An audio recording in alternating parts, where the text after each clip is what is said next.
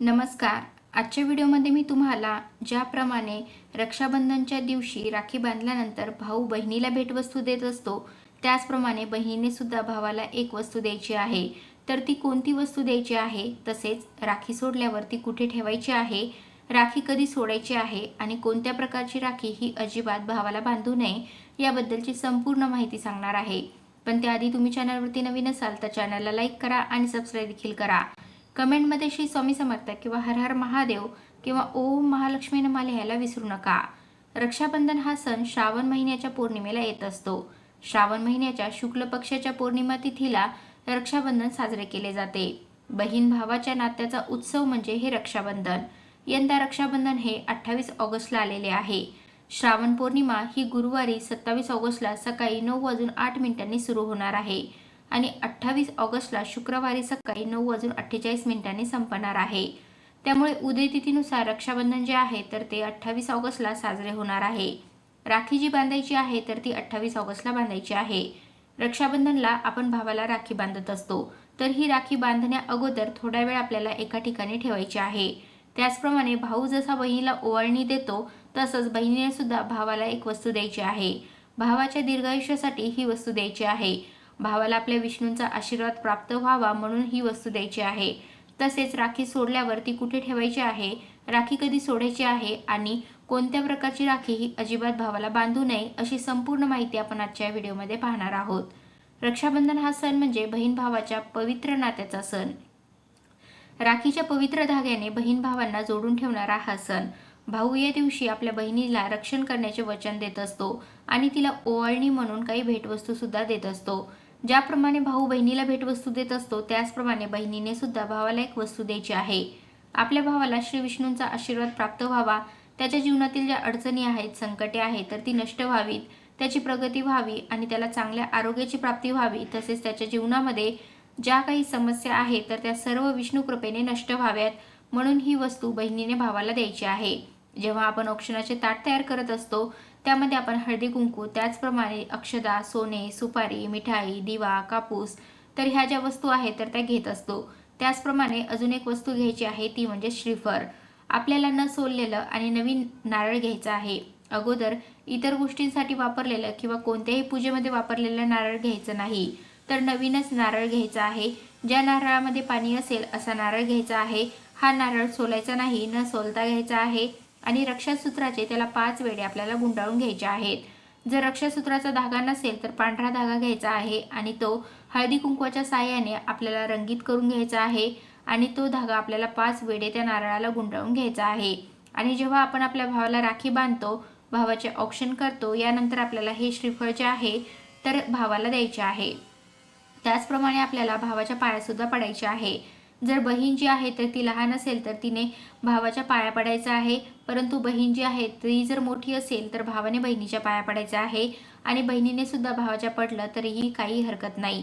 तर अशा प्रकारे बहिणीने आपल्या भावाला श्रीफळ द्यायचं आहे. श्रीफळ हे श्री विष्णूंचे प्रतीक आहे. जेव्हा आपण भावाला राखी बांधणार आहोत तर त्या अगोदर 2-3 मिनिटे आपल्याला या राखीवरती पाणी शिंपडायचं आहे किंवा आपल्याकडे जर गंगाजल असेल तर 4 थेंब गंगाजल टाकायचं आहे आणि फक्त 2 मिनिटे आपल्याला ही राखी देवघरामध्ये ठेवायची आहे. आपल्या घरामध्ये सर्वात जास्त कोणती सकारात्मक जागा असेल तर ती म्हणजे आपल्या घरातील देवघर. या ठिकाणी सर्वात जास्त सकारात्मकता असते आणि म्हणून आपल्याला ही राखी देवघरामध्ये ठेवायची आहे. यामुळे या राखीला सुद्धा देवत्व प्राप्त होते आणि आपल्या भावाला सुद्धा देवी आशीर्वाद मिळेल. म्हणून थोडा वेळ का होईना परंतु देवघरामध्ये राखी ठेवायची आणि त्यानंतर आपल्याला ही राखी जी आहे तर ती भावाला बांधायची आहे.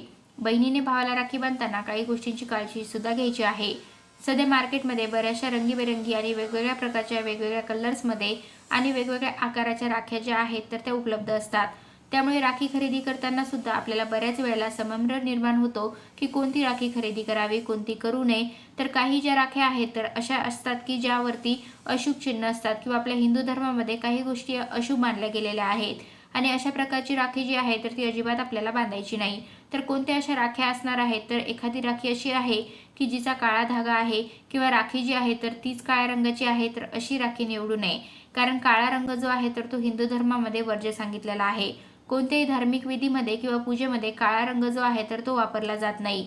त्यामुळे काळ्या रंगाची जी राखी आहे तर ती आपल्याला कटाक्षाने टाळायची आहे. तसेच कोणत्याही देवतेचे चिन्ह असलेली राखी जर आपण बांधली तर हे अयोग्य मानलेले आहे.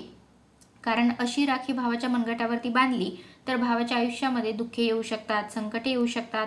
कारण जेव्हा ही राखी सोडली जाते तर तेव्हा ती कुठेतरी इतरत्र पडत असते आणि मग त्या देवतेचा अपमान होत असतो. त्यामुळे देवतेची चिन्ह असलेली किंवा स्वास्तिक, ओमची अशी चिन्ह असलेली, गणपती बाप्पाची प्रतिमा असलेली अशी राखी, तर अशा राख्या ज्या आहेत तर त्या चुकूनही खरेदी करू नयेत.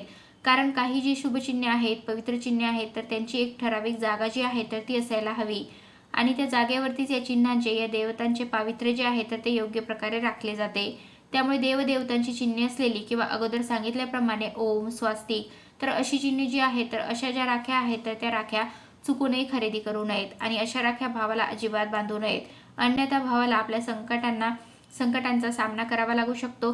राखी जेव्हा आपण खरेदी करतो त्यावेळेला व्यवस्थित असलेली अखंड अशी राखी आपल्याला घ्यायची आहे. तुटलेली, धागा तुटलेली तर अशी राखी घ्यायची नाही.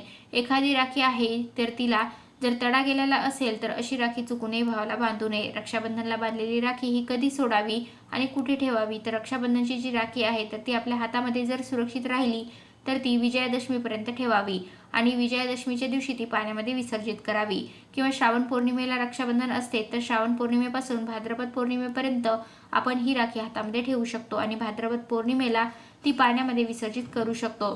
जर आपल्याला जास्त दिवस ही राखी हातामध्ये ठेवायची नसेल, ठेवणे शक्य नसेल, त्या राखीचे पावित्र्य राखले जाणार नसेल, तर आपल्याला रक्षाबंधनच्या दुसऱ्या दिवशी म्हणजे यंदा रक्षाबंधन 28 ऑगस्टला आहे तर 29 ऑगस्टला सकाळी आपलं स्नान वगैरे झाल्यानंतर ही राखी सोडायची आणि पाण्यामध्ये आपल्याला ती व्यवस्थित विसर्जित करायची आहे.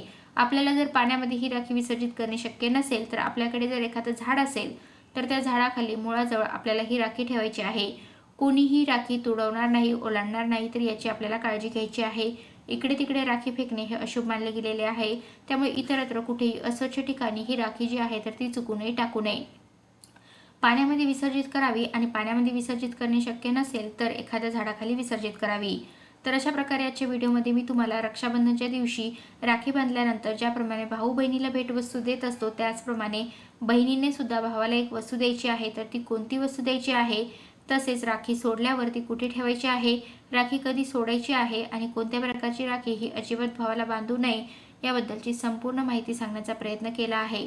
कसा वाटला तुम्हाला माझा आजचा व्हिडिओ कमेंट करून नक्की सांगा आणि तुम्हाला ह्या व्हिडिओमधली माहिती जर आवडली असेल तर तुमच्या मित्रपरिवारांसोबत नक्की शेअर करा, जेणेकरून त्यांना सुद्धा समजेल की कोणत्या प्रकारची राखी आपल्याला खरेदी करायची आहे आणि कोणत्या प्रकारची राखी आपल्याला आपल्या भावाला बांधायची आहे, कोणत्या प्रकारची राखी ही आपल्याला चुकूनही भावाला बांधायची नाही, अशी सगळी माहिती त्यांना सुद्धा कळेल, जेणेकरून त्यांच्याकडूनही नकळत होणाऱ्या चुका ह्या होणार नाहीत.